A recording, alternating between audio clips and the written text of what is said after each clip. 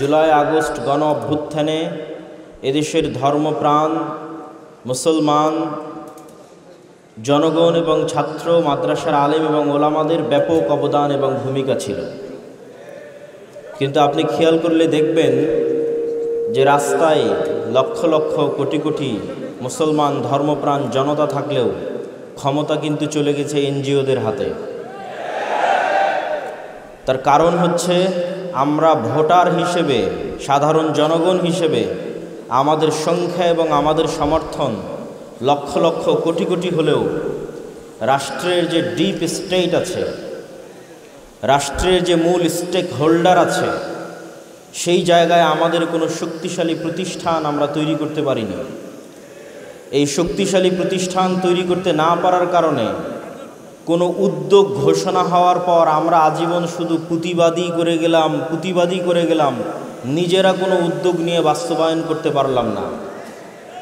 যেমন ছাত্র জনতার রক্তের উপর যে সরকার তৈরি হয়েছে, সেই সরকার প্রাথমিক বিদ্যালয়গুলোতে কোরআন শিক্ষার ব্যবস্থা না করে গানের শিক্ষার অনুমোদন দিয়েছিল।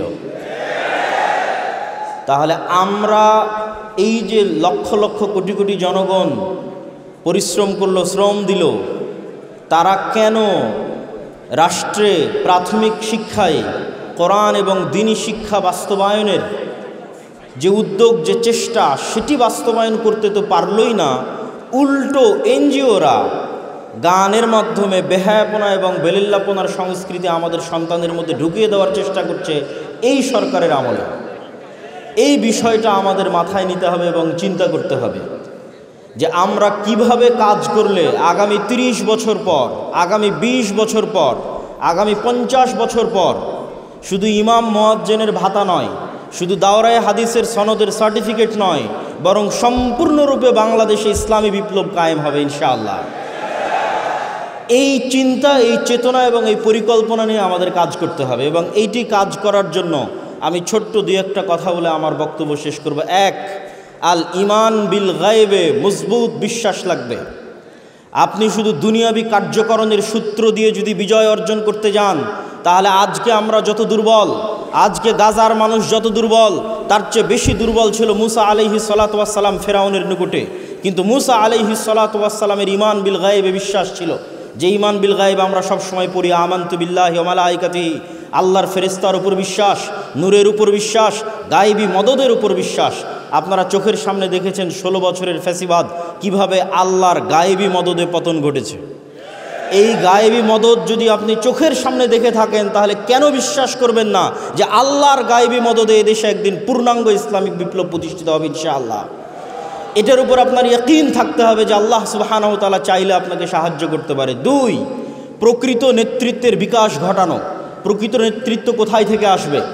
ন্যায়পরায়ণতা এবং সত্যবাদিতা হচ্ছে নেতৃত্বের অঙ্কুর উদ্গম, নেতৃত্বের বীজ ঘর। আল্লাহ যত নবী, যত রাসূল পাঠিয়েছে, প্রত্যেক নবী, প্রত্যেক রাসূল জন্মগত সত্যবাদী, জন্মগত আমানতদার, জন্মগত ন্যায়পরায়ণ। মুসা আলাইহিস সালাম যদি বানু ইসরাইলদের সাথে বড় হতেন, উনিও বানু ইসরাইলের স্বভাবে প্রভাবিত হতেন, কেননা গোলামের স্বভাব সবসময় সংকীর্ণ মনে হয়। এই জন্য মুসা আলাইহিস সালামকে আল্লাহ ফেরাউনের বাড়িতে লালিত পালিত করেছে, যাতে মুসা আলাইহিস সালামের সত্যবাদিতা, ন্যায়পরায়ণতা, আমানতদারিতায় চুল পরিমাণ কমতি তৈরি না হয়। কিন্তু দুঃখজনক হলেও সত্য, আমরা আজকে যারা মসজিদ মাদ্রাসার সাথে সম্পৃক্ত আছি, আমরা আজকে যারা আলেম ওলামা আছি, তারা আমাদের সমাজে যেহেতু অর্থনৈতিকভাবে সংকীর্ণ জীবনযাপন করি, ফলত অনেক ক্ষেত্রে সত্যবাদিতা এবং ন্যায়পরায়ণতার মাপকাঠিতে আমরা উত্তীর্ণ হতে পারি না। আমাদের মাথায়, অনেকের মাথায় দেখবেন গত 16 বছর ওসি, ডিসি, এসপি, মন্ত্রী, মিনিস্টার মুখে দাঁড়িয়ে আছে, কয়েকবার হজ করেছে, ওমরা করেছে, কিন্তু দেখবেন যখন চেম্বারে বসে তখন ঘুষ খায়। তাদের অন্তরে ইমান প্রবেশ করেনি, মুনাফিকিতে ছেয়ে গেছে। এই জন্য আল্লামা ইকবাল বলেছে, সাবাক ফিরসে পড় সাদাকাত কা, শুজাআত কা, আদালত কা, লিয়া জায়েগা তুঝসে কাম, দুনিয়া কি ইমামত কা। মুসলমানেরা, আমি আল্লামা ইকবাল ইউরোপ ঘুরেছি, আমি আল্লামা ইকবাল পাকিস্তান, ভারত সব ঘুরেছি, তোমাদের মধ্যে সব আছে। তোমরা আজকে থেকে সত্য বলা শুরু করো, আমানতদার হও, ন্যায়পরায়ণ হও। আল্লাহ তোমাদের শুধু বাংলাদেশের ক্ষমতা দিবে না, সারা পৃথিবীর ক্ষমতা আল্লাহ মুসলমানদের দিবে ইনশাআল্লাহ। সেই স্বপ্ন নিয়ে মুসলমানদের সামনে আগাতে হবে। সম্মানিত উপস্থিতি, এবং সর্বশেষে যে কথাটি আমি বলে আমার আজকের বক্তব্য শেষ করতে চাই, আজকে যতগুলো দাবি এখানে উত্থাপিত হয়েছে তার মধ্যে সবচেয়ে গুরুত্বপূর্ণ যে দাবি বাস্তবায়ন করেই আমাদের ঘরে ফিরতে হবে সেটা হচ্ছে বাংলাদেশের শিক্ষা ব্যবস্থা।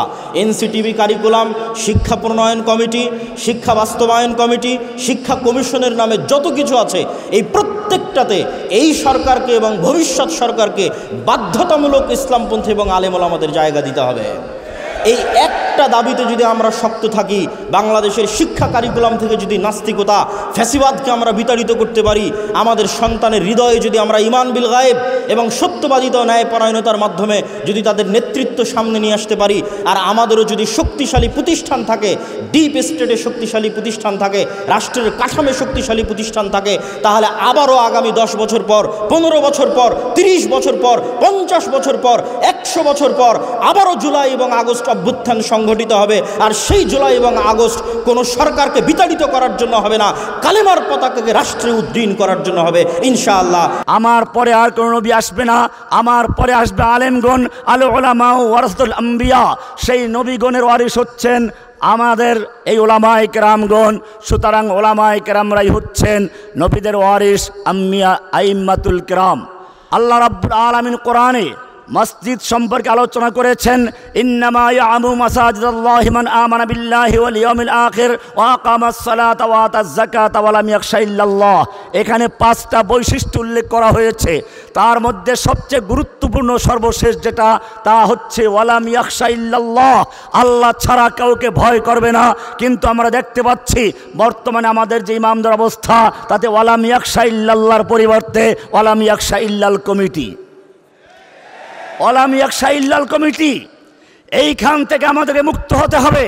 সেজন্য প্রয়োজন সমস্ত আলেম ওলামাদেরকে, মসজিদের ইমামদেরকে ঐক্যবদ্ধ হয়ে ঘোষণা করতে হবে, ওয়াতাসিমু বিহাবলিল্লাহি জামিআন ওয়া লা তাফাররাকু, তোমরা আল্লাহর রজ্জুকে, হাবলিল্লাহিল মাতিন ওয়াল কোরআনুল আযীম, কোরআনে আযীমকে ঐক্যবদ্ধভাবে ধারণ করো, বিচ্ছিন্ন হইও না।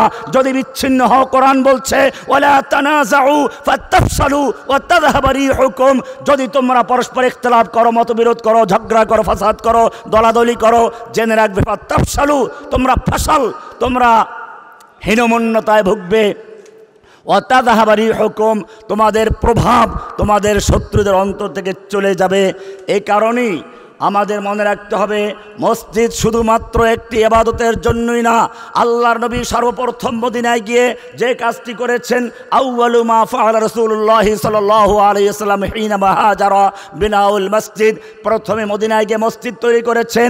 এই মসজিদ ছিল রাজনৈতিক কেন্দ্র, এই মসজিদ ছিল ধর্মীয় কেন্দ্র, এই মসজিদ ছিল সামাজিক কর্মকাণ্ডের কেন্দ্রস্থল।